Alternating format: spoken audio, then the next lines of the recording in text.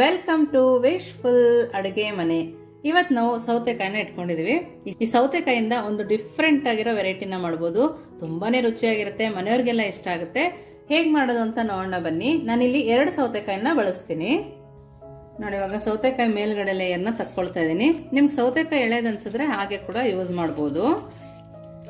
ನಾವು ಈ summer start ಆಗ್ತಾ ಇದೆ, ಸೌತೆಕಾಯಿನ ಜಾಸ್ತಿ ಬಳಸಬೇಕು, ಅವಾಗ್ಲೇನೆ ಆರೋಗ್ಯನೂ ಚೆನ್ನಾಗಿರುತ್ತೆ ನೋಡಿ. ಸೌತೆಕಾಯಿನ ನಾವು ಜಾಸ್ತಿ ತಿನ್ನೋದ್ರಿಂದ ನೀರಿನಂಶ ಕೂಡ ಜಾಸ್ತಿ ಇರುತ್ತೆ ನೋಡಿ. ಎಲ್ಲದನ್ನು ಅದೇ ತರ ಸಿಪ್ಪೆನ ತಕ್ಕೊಂಡ್ಬರ್ತೀನಿ ನೋಡಿ. ನೀಟಾಗಿ ಸಿಪ್ಪೆನ ತಕ್ಕೊಂಡಿದೀನಿ.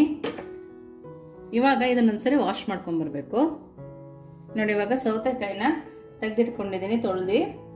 ನೆಕ್ಸ್ಟ್ ಇವಾಗ ಸೌತೆಕಾಯಿನ ನಾವು ನೀಟಾಗಿ ತುರ್ಕೊಬೇಕು ನೋಡಿ. ಈ ತರ ನಾವು ಒಂದು ಚೆನ್ನಾಗಿರೋ ಪಾತ್ರೆ ತಗೊಂಡು ತುರ್ಕೊಂಡ್ರೆ ಸೌತೆಕಾಯಿಲ ನೀರು ಸಹ ನಮ್ಗೆ ಬೇಕಾಗತ್ತೆ ನೋಡಿ. ಈ ತರ ನಾವು ತುರಿಯೋದ್ರಿಂದ ನೀರಿನಂಶ ಕೂಡ ಚೆನ್ನಾಗಿ ಬಿಟ್ಕೊಳ್ಳುತ್ತೆ. ನಮಗ್ ತುರಿ ಸಣ್ಣದಾದ್ರೂ ಪರವಾಗಿಲ್ಲ, ದೊಡ್ಡದಾದ್ರೂ ಪರವಾಗಿಲ್ಲ, ಎರಡೂ ಕೂಡ ತುಂಬಾನೇ ಚೆನ್ನಾಗಿರುತ್ತೆ ನೋಡಿ. ಈ ತರ ನೀಟಾಗಿ ತುರ್ಕೊಂಡು ಬಂದಿದ್ದೀನಿ. ನಿಮ್ಗೆ ಸೌತೆಕಾಯಿ ಜಾಸ್ತಿ ಬೇಕಂದ್ರೆ ಸೌತೆಕಾಯಿ ಜಾಸ್ತಿ ಕೂಡ ಹಾಕೊಬಹುದು ನೋಡಿ. ನಾನು ಈ ತರ ತುರ್ದಿಟ್ಕೊಂಡಿದ್ದೀನಲ್ಲ, 2ನೇ ಸೌತೆಕಾಯಿ ಕೂಡ ಅದೇ ತರ ತುರ್ಕೊಂಡು ಬರ್ತೀನಿ ನೋಡಿ. ನಾನು 2 ಸೌತೆಕಾಯಿನ ತುರ್ಕೊಂಡ್ ಬಂದಿದ್ದೀನಿ. ಇದನ್ನ ಪಕ್ಕಕ್ಕಿಟ್ಟು ನೆಕ್ಸ್ಟ್ ಏನ್ ಮಾಡೋದು ಅಂತ ನೋಡೋಣ ಬನ್ನಿ ನೋಡಿ. ಒಂದು ಸಣ್ಣ ಮಿಕ್ಸಿ ಜಾರ್ನ ತಗೊಂಡಿದ್ದೀನಿ. ಆ ಮಿಕ್ಸಿ ಜಾರ್ ಒಳಗಡೆ ಶುಂಠಿನ ಸೇರಿಸ್ಕೊಬೇಕು. ನಿಮ್ಮ ಖಾರಕ್ಕೆ ಅನುಗುಣವಾಗಿ ಹಸಿ ಮೆಣಸಿನ್ಕಾಯಿನ ಸೇರಿಸ್ಕೊಳ್ಳಿ. ನಂತರ ಕರಿಬೇವಿನ ಸೊಪ್ಪನ್ನು ಕೂಡ ಸೇರಿಸ್ಕೊಳ್ತಾ ಇದ್ದೀನಿ. ಕರಿಬೇವಿನ ಸೊಪ್ಪು ಆರೋಗ್ಯಕ್ಕೆ ಕೂಡ ಒಳ್ಳೇದು, ಅದಕ್ಕಾಗಿ ನಾನು ಜಾಸ್ತಿನೇ ಹಾಕೊಳ್ತಾ ಇದ್ದೀನಿ. ಹಾಗೇನೆ ಕೊತ್ತಂಬರಿ ಸೊಪ್ಪು. ಇಷ್ಟನ್ನು ಸಣ್ಣದಾಗಿ ಪೇಸ್ಟ್ ಮಾಡ್ಕೊಂಡ್ ಬರ್ಬೇಕು. ನಾವು ನೀರು ಹಾಕಂಗಿಲ್ಲ, ಹಾಗೇನೆ ಪೇಸ್ಟ್ ಮಾಡ್ಕೊಂಡ್ ಬರ್ತೀನಿ ನೋಡಿ. ನಾನು ಈ ತರ ಮಾಡ್ಕೊಂಡ್ ಬಂದಿದ್ದೀನಿ. ಸ್ವಲ್ಪ ತರಿ ತರಿನೇ ಇರುತ್ತೆ. ತರಿ ತರಿ ಇದ್ರೂ ಕೂಡ ಟೇಸ್ಟ್ ತುಂಬಾನೇ ರುಚಿಯಾಗಿರುತ್ತೆ ನೋಡಿ. ಈ ತರ ನಾವು ಮಾಡ್ಕೊಂಡ್ ಬರ್ಬೇಕು. ಇದನ್ನ ಪಕ್ಕಕ್ಕಿಟ್ಟು ನೆಕ್ಸ್ಟ್ ಏನ್ ಮಾಡೋದು ಅಂತ ನೋಡೋಣ ಬನ್ನಿ ನೋಡಿ. ನಾವು ಸೌತೆಕಾಯಿ ತುರಿದಿಟ್ಕೊಂಡಿದ್ವಲ್ಲ ನೋಡಿ, ಎಷ್ಟು ಚೆನ್ನಾಗಿ ನೀರ್ ಬಿಟ್ಟಿದೆ. ನಾವು ಈ ತರ ನೀರ್ ಬಿಡಕ್ಕೆ ಬಿಡಬೇಕು. ಆ ನೀರನ್ನ ವೇಸ್ಟ್ ಮಾಡ್ಕೊಬಾರ್ದು ನೋಡಿ. ಅದಕ್ಕೇನೆ ನಾನಿಲ್ಲಿ ಅಕ್ಕಿ ತರಿನ ಸೇರಿಸ್ಕೊಳ್ತಾ ಇದ್ದೀನಿ. ನಾವು ಈ ಅಕ್ಕಿ ತರಿಲಿ ಮಾಡೋದ್ರಿಂದ ಹೆಲ್ದಿ ಕೂಡ ಚೆನ್ನಾಗಿರುತ್ತೆ. ನಾನು ಈ ಅಕ್ಕಿ ತರಿನ ಒಂದ್ಸರಿ ತೊಳೆದಿ ಅಕ್ಕಿನ ಆಮೇಲೆ ತರಿ ಮಾಡ್ಕೊಂಡಿದ್ದೀನಿ. ನೆರಳಲ್ಲೇ ಒಣಗಿಸ್ಬೇಕು. ನಾವಿವಾಗ ಮಿಕ್ಸಿ ಮಾಡ್ಕೊಂಡ್ ಬಂದ್ವಲ್ಲ ಹಸಿಮೆಣಸಿನ್ಕಾಯಿ ಪೇಸ್ಟ್, ಅದನ್ನು ಕೂಡ ಸೇರಿಸ್ಕೊತಾ ಇದ್ದೀನಿ ನೋಡಿ. ಆ ಪೇಸ್ಟ್ ಕೂಡ ಹಾಕಾದ್ಮೇಲೆ ನಾನಿಲ್ಲಿ ಸ್ವಲ್ಪ ಕಡಲೆ ಬೇಳೆನ ನೆನೆಸಿದ್ದೆ, ಒಂದು ಅರ್ಧ ಗಂಟೆ ಮುಂಚೆ ಅಷ್ಟೇ ನೆನೆಸ್ಕೊಂಡಿದ್ದೀನಿ. ಅದನ್ನು ಕೂಡ ಸೇರಿಸ್ಕೊಬೇಕು. ನಾವಿಲ್ಲಿ ಯಾವ ಅಕ್ಕಿ ಹಾಕೊಬೇಕು ಅಂತಂದ್ರೆ ಯಾವ್ದಾದ್ರೂ ಹಾಕೊಬಹುದು. ನೀವು ಸೊಸೈಟಿ ಅಕ್ಕಿ ಕೂಡ ಹಾಕೊಬಹುದು. ಸೊಸೈಟಿ ಅಕ್ಕಿನ ಚೆನ್ನಾಗಿ ತೊಳೆದು ನೆರಳಲ್ಲಿ ಒಣಗಿಸಿ ಹಾಕೊಳ್ಳೋದ್ರಿಂದ ಅದು ಕೂಡ ತುಂಬಾನೇ ರುಚಿಯಾಗಿ ಬರುತ್ತೆ. ನಮ್ಗೆ ಆ ಅಕ್ಕಿ ಅಂತೇಳಿ ಯಾವ ಅಕ್ಕಿ ಬೇಕಾದ್ರೂ ಬಳಸ್ಬೋದು ನೋಡಿ. ಕಡಲೆ ಬೇಳೆ ಕೂಡ ಸೇರಿಸ್ಕೊಳ್ತಾ ಇದ್ದೀನಿ ನೋಡಿ. ನಾವು ಇಲ್ಲಿ ತನಕ ಉಪ್ಪನ್ನ ಸೇರಿಸ್ಕೊಂಡಿಲ್ಲ. ಇವಾಗ ರುಚಿಗೆ ಸ್ವಲ್ಪ ಉಪ್ಪನ್ನು ಕೂಡ ಹಾಕೊಬೇಕು. ನಾನು ಇದಕ್ಕೇನೆ ಸ್ವಲ್ಪ ಜೀರಿಗೆ ಕೂಡ ಸೇರಿಸ್ಕೊಳ್ತಾ ಇದ್ದೀನಿ. ಜೀರಿಗೆ ಕೂಡ ಹಾಕೊಳ್ಳೋದ್ರಿಂದ ಗಮ್ ಅಂತ ತುಂಬಾನೇ ಟೇಸ್ಟಿಯಾಗಿರುತ್ತೆ ನೋಡಿ. ಇಷ್ಟನ್ನು ಹಾಕೊಂಡು ನಾವು ಕಲ್ಸ್ಕೊಬೇಕು ನೋಡಿ. ಬೇರೆ ತರ ಏನು ಮುದ್ದೆ ತರ ಮಾಡ್ಕೊಬೇಕು, ಬೇಯಿಸ್ಕೊಬೇಕು ಅಂತ ಏನಿಲ್ಲ ನೋಡಿ. ಈ ತರ ನೀಟಾಗಿ ಕಲ್ಸ್ಕೊಂಡ್ರೆ ಸಾಕಾಗತ್ತೆ ನೋಡಿ. ನಿಮಗೆ ಇವಾಗ ಕಲ್ಸುವಾಗ ಸೌತೆಕಾಯಿ ಜಾಸ್ತಿ ಆಯ್ತು, ಅಕ್ಕಿ ತರಿ ಕಡಿಮೆ ಆಯ್ತು ಅನ್ಸಿದ್ರೆ ಇವಾಗ ಸ್ವಲ್ಪ ಹಾಕೊಬಹುದು ನೋಡಿ. ಮತ್ತೆ ಅರ್ಧ ಬಟ್ಲನ್ನ ಸೇರಿಸ್ಕೊಳ್ತಾ ಇದ್ದೀನಿ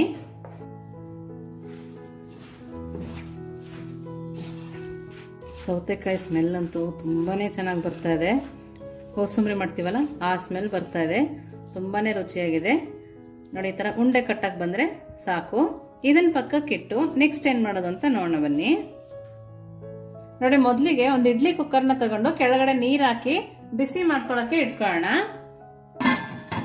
ಲಿಡ್ ಕ್ಲೋಸ್ ಮಾಡಿ ನೀರು ಚೆನ್ನಾಗಿ ಕಾಯೋ ತನಕ ಬಿಸಿ ಮಾಡ್ಕೊಂಡು ಬರೋಣ.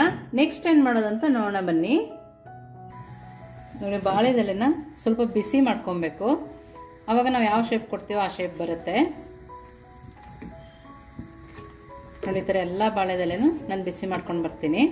ಸ್ವಲ್ಪ ಬೆಚ್ಚಗಾದ್ರೆ ಸಾಕು, ಕಪ್ಪಾಗಬೇಕು ಅಂತ ಏನಿಲ್ಲ. ಸ್ವಲ್ಪ ಬೆಚ್ಚಗಾದ್ರೆ ಅದು ಕಟ್ಟಾಗಲ್ಲ. ನೋಡ್ತಾ ಇದ್ದೀರಲ್ಲ, ಕಟ್ಟಾಗಲ್ಲ ನೋಡಿ. ಇದೇ ತರ ಎಲ್ಲದನ್ನು ಮಾಡ್ಕೊಂಡು ಬರ್ತೀನಿ ನೋಡಿ. ಒಂದು ಮಿಕ್ಸಿ ಜಾರ್ನ ತಗೊಂಡು ತೆಂಗಿನಕಾಯಿನ ಹಾಕೊಳ್ತಾ ಇದ್ದೀನಿ. ನೀವು ತೆಂಗಿನಕಾಯಿ ತುರಿದ್ಬೇಕಾದ್ರೂ ಹಾಕೋಬಹುದು, ಈ ತರ ಪೀಸ್ಗಳು ಮಾಡಿ ಕೂಡ ಹಾಕೊಬಹುದು. ಇದಕ್ಕೇನೆ ಒಂದು 4 ಎಸ್ಲಾಗುವಷ್ಟು ಬೆಳ್ಳುಳ್ಳಿನ ಸೇರಿಸ್ಕೊಳ್ತಾ ಇದ್ದೀನಿ. ಖಾರಕ್ಕನುಗುಣವಾಗಿ ಹಸಿಮೆಣಸಿನ್ಕಾಯಿ, ಸ್ವಲ್ಪ ಕಡಲೆ, ಒಂದೆರಡು ಪೀಸ್ ಆಗೋಷ್ಟು ಶುಂಠಿನ ಹಾಕ್ಕೊಂಡಿದ್ದೀನಿ. ನೋಡಿ ರುಚಿಗೆ ಸ್ವಲ್ಪ ಉಪ್ಪನ್ನು ಕೂಡ ಸೇರಿಸ್ಕೊಂಡಿದ್ದೀನಿ. ನಾನಿಲ್ಲಿ ಕಲ್ಲುಪ್ಪನ್ನು ಸೇರಿಸ್ಕೊಂಡಿದ್ದೀನಿ. ಸ್ವಲ್ಪ ಕೊತ್ತಂಬರಿ ಸೊಪ್ಪು, ಇಷ್ಟನ್ನು ಹಾಕಿ ಸ್ವಲ್ಪ ನೀರನ್ನು ಹಾಕಿ ಸಣ್ಣದಾಗಿ ಗ್ರೈಂಡ್ ಮಾಡ್ಕೊಂಡು ಬರೋಣ. ನೋಡಿ ಚಟ್ನಿ ಕೂಡ ರೆಡಿ ಇದೆ.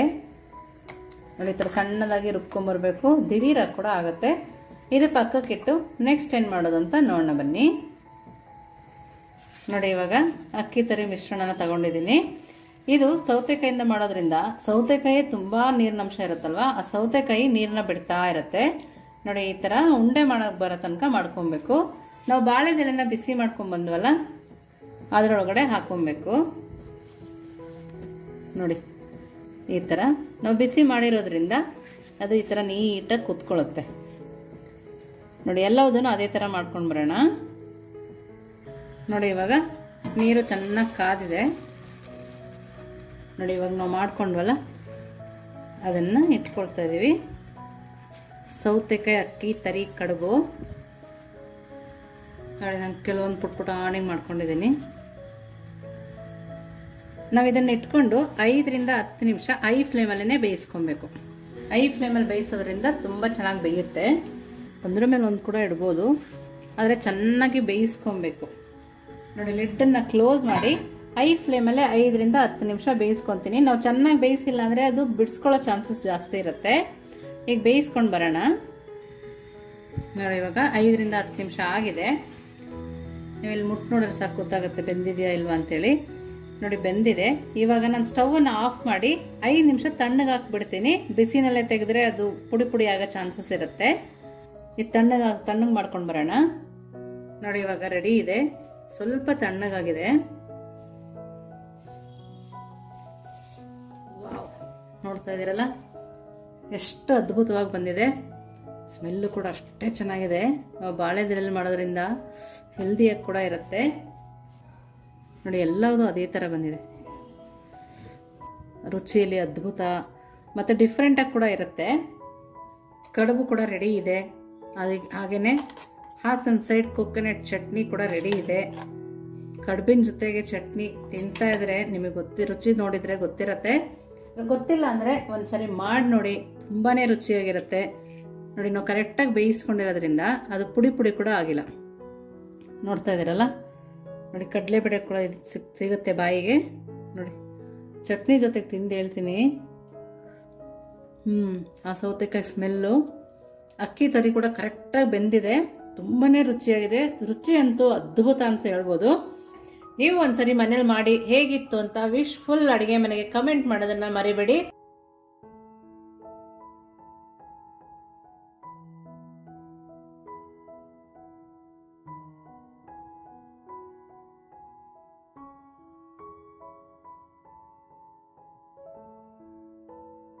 ಸೊ ನೋಡಿ ನಮ್ದು 2 ಮಸಾಲೆ ಖಾರ ಮಾಡಾಗಿದೆ. ಇದು ಈರುಳ್ಳಿ ಬೆಳ್ಳುಳ್ಳಿ ಹಾಕಿ ಮಾಡ್ಕೊಂಡಿರುವಂತ ಮಸಾಲೆ ಖಾರ, ಇದು ಒಣ ಮಸಾಲೆ ಖಾರ.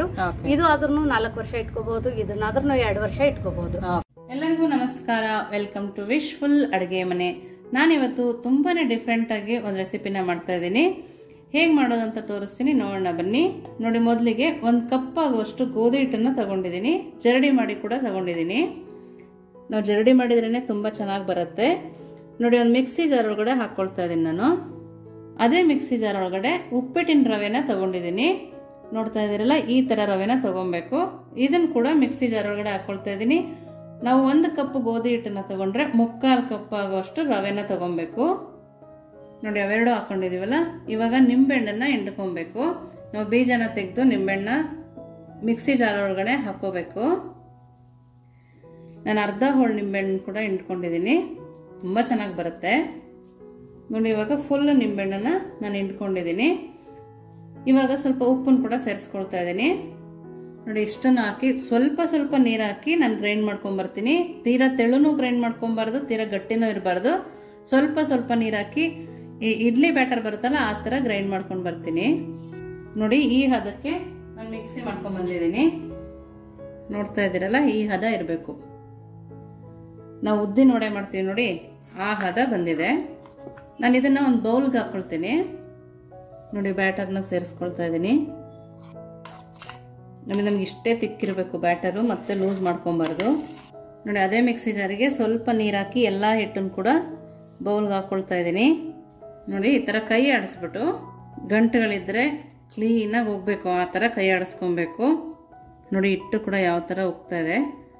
ನಾವು ಈ ಥರ ಕೈ ಆಡಿಸ್ಬಿಟ್ಟು ಒಂದು ಪ್ಲೇಟ್ ಮುಚ್ಚಿ ಒಂದು 10 ನಿಮಿಷ ರವೆ ನೆನೆಯೋ ತನಕ ಬಿಡಬೇಕು ನೋಡಿ. ಪ್ಲೇಟ್ ಮುಚ್ಚಿ ಒಂದು 10 ನಿಮಿಷ ಬಿಟ್ಟಿರ್ತೀನಿ ನೋಡಿ. ಇವಾಗ 5ರಿಂದ 10 ನಿಮಿಷ ಆಗಿದೆ. ನಾನು ಇವಾಗ ಲಿಡ್ಡನ್ನು ಓಪನ್ ಮಾಡಿ ಸ್ವಲ್ಪ ಕರ್ಬೇವಿನ ಸೊಪ್ಪು ಹಾಕ್ಕೊಳ್ತಾ ಇದ್ದೀನಿ. ಸಣ್ಣದಾಗಿ ಕಟ್ ಮಾಡಿರೋ ಹಸಿ ಮೆಣಸಿನ್ಕಾಯಿ ಸ್ವಲ್ಪ ಸೇರಿಸ್ಕೊಳ್ತಾ ಇದ್ದೀನಿ. 1 ಸ್ಪೂನ್ ಆಗೋಷ್ಟು ಜೀರಿಗೆ, ಕೊತ್ತಂಬರಿ ಸೊಪ್ಪು, ಈರುಳ್ಳಿನ ಕೂಡ ಸೇರಿಸ್ಕೊಳ್ತಾ ಇದ್ದೀನಿ. 1 ಈರುಳ್ಳಿನ ಸಣ್ಣದಾಗಿ ಕಟ್ ಮಾಡಿ ಹಾಕ್ಕೊಳ್ತಾ ಇದ್ದೀನಿ ನೋಡಿ. ಇವಾಗ ಒಂದು ಕಾಲು ಸ್ಪೂನ್ ಆಗೋಷ್ಟು ಅಡುಗೆ ಸೋಡಾನ ಹಾಕ್ಕೊಳ್ತಾ ಇದ್ದೀನಿ. ಉಪ್ಪನ್ನು ಮೊದಲೇ ಹಾಕಿರೋದ್ರಿಂದ ಇವಾಗ ಸೇರಿಸ್ಕೊಳ್ತಾ ಇಲ್ಲ ನೋಡಿ. ಈ ಥರ ಚೆನ್ನಾಗಿ ಬೀಟ್ ಮಾಡಬೇಕು. ನಾವು ಈ ಥರ ಬೀಟ್ ಮಾಡೋದ್ರಿಂದ ನಿಂಬೆಹಣ್ಣು ಹಾಕಿದ್ವಲ್ಲ, ನಿಂಬೆಹಣ್ಣು ಮತ್ತು ಸೋಡಾ ಎರಡೂ ಹಾಕಿರೋದ್ರಿಂದ ಹಿಟ್ಟು ಚೆನ್ನಾಗಿ ಉಕ್ಕಿ ಬರುತ್ತೆ ನೋಡಿ. ನಿಮಗೆ ಕಾಣಿಸ್ತಾ ಇದೆ ಹಿಟ್ಟು ಯಾವ ಥರ ಉಕ್ಕಿದೆ ಅಂತೇಳಿ ನೋಡಿ. ಈ ಥರ ಆಗುತ್ತೆ, ನೀಟಾಗಿ ಆಗುತ್ತೆ. ಒಂದು ಸ್ವಲ್ಪ ನೀರನ್ನು ಸೇರಿಸ್ಕೊಬೇಕು ನೋಡಿ. ನಾನು ಸ್ವಲ್ಪನೇ ನೀರನ್ನು ಸೇರಿಸ್ಕೊಳ್ತಾ ಇದ್ದೀನಿ. ನಾವು ಚೆನ್ನಾಗಿ ಬೀಟ್ ಮಾಡೋದ್ರಿಂದ ತುಂಬ ಚೆನ್ನಾಗಿ ಬರುತ್ತೆ ನೋಡಿ. ಈ ಥರ ನೀಟಾಗಿ ಬೀಟ್ ಮಾಡ್ಕೊಬೇಕು ನೋಡಿ. ಚೆನ್ನಾಗಿ ಬೀಟ್ ಮಾಡಿದ್ದೀನಲ್ಲ, ನೊರೆ ನೊರೆ ಥರ ಬಂದಿದೆ ನೋಡಿ. ಈ ಥರ ಬಂದರೆ ತುಂಬ ಚೆನ್ನಾಗಿ ಬರುತ್ತೆ. ನಾನಿವಾಗ ಎಣ್ಣೆನ ಬಿಸಿ ಇಟ್ಕೊಳ್ತೀನಿ ನೋಡಿ. ಇವಾಗ ಎಣ್ಣೆ ಕಾಯ್ದಿದೆ ನೋಡಿ. ಹಿಟ್ಟು ಮಾಡ್ಕೊಂಡಿದ್ವಲ್ಲ ಅದನ್ನು ಇವಾಗ ಉಂಡೆ ಥರ ಮಾಡಿ ಸೇರಿಸ್ಕೊಳ್ತಾ ಇದ್ದೀನಿ. ದೂರನೇ ಬಿಡಬೇಕು. ಮನೆಗೆ ಗೆಸ್ಟ್ ಸಡನ್ನಾಗಿ ಬಂದಾಗ ಏನು ಮಾಡೋದು, ಕಡಲೆ ಹಿಟ್ಟಿಲ್ಲ ಅಂತ ಯೋಚನೆ ಮಾಡ್ತಿರ್ತೀವಿ. ಈ ಥರ ಮಾಡಿಕೊಟ್ರೆ ತುಂಬಾ ಖುಷಿ ಪಡ್ತಾರೆ, ಹೆಲ್ದಿಯಾಗಿ ಕೂಡ ಇರುತ್ತೆ.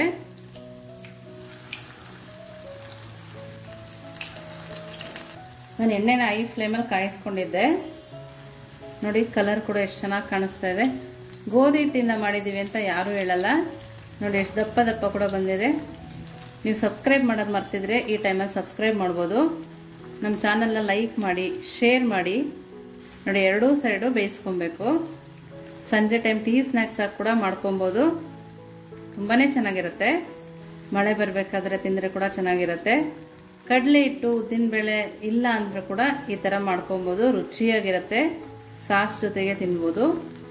ನಾನು ಮೀಡಿಯಮ್ ಫ್ಲೇಮಲ್ಲಿಟ್ಟೆ ಬೇಯಿಸ್ಕೊಳ್ತಾ ಇದ್ದೀನಿ. ಒಳಗಡೆ ಕೂಡ ನೀಟಾಗಿ ಬೇಯಬೇಕು ಅಂತೇಳಿ ನೋಡಿ. ಈ ಕಲರ್ ಬಂದಮೇಲೆ ನಾವು ತಕ್ಕೊಬೇಕು ನೋಡಿ. ಈ ಕಲರ್ ಬಂದಿದೆ, ಎಷ್ಟು ಚೆನ್ನಾಗಿದೆ ನೋಡ್ತಾ ಇದ್ದೀರಲ್ಲ